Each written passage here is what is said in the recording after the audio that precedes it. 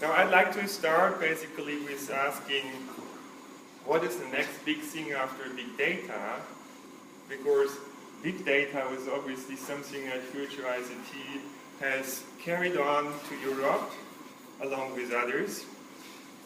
But of course big data is a subject that is 15 years old or even older, so if Europe wants to catch up, we have to ask the question, okay, what will be the next big thing? And so let's reflect a little bit about the potentials of big data.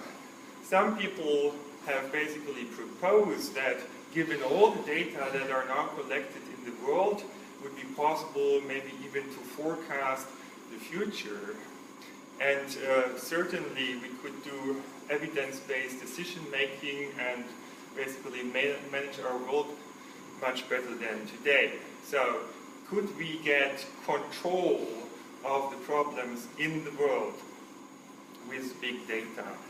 And the vision by some people is that we'll eventually get towards a situation where we have the complete overview of all the activities that are happening in the world. Is this what we want? Is this going to be successful?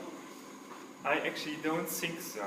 And this is becoming clear if we look at these curves over here. So we're comparing here the increase in computational power with the increase in data volumes and the increase in the systemic complexity of systems as we go on networking them.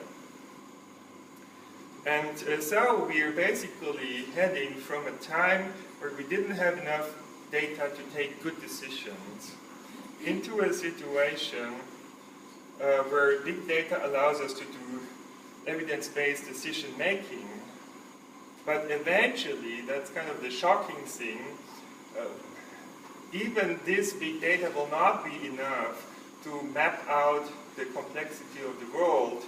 And so I believe that we might get into a situation where we lose top-down control and we have to go towards self-regulating systems.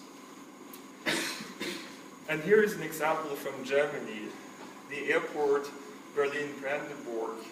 It seems to be too complex to be finished, too complex to manage. So maybe as the complexity of the system goes up, we have to increase the level of autonomy to achieve our goals. And I'm not just suggesting that, there's a lot of evidence for this. In fact, we're coming from a situation where traffic was basically managed by traffic control centers, very big, expensive centers. But these days we're heading towards a situation of inter-vehicle communication based on decentralized concept. Same thing with money. Peer-to-peer money, Bitcoin, it's on its way and it's becoming more valuable than gold even. We're heading towards peer-to-peer lending and we're going from taxi stands to Uber.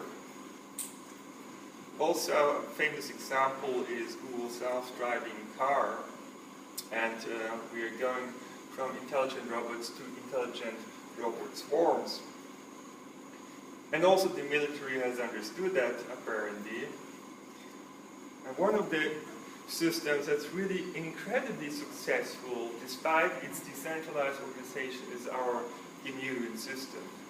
So, apparently these systems are very effective and very efficient. And that's why I think it's basically the next big thing, and we need to learn how to do that.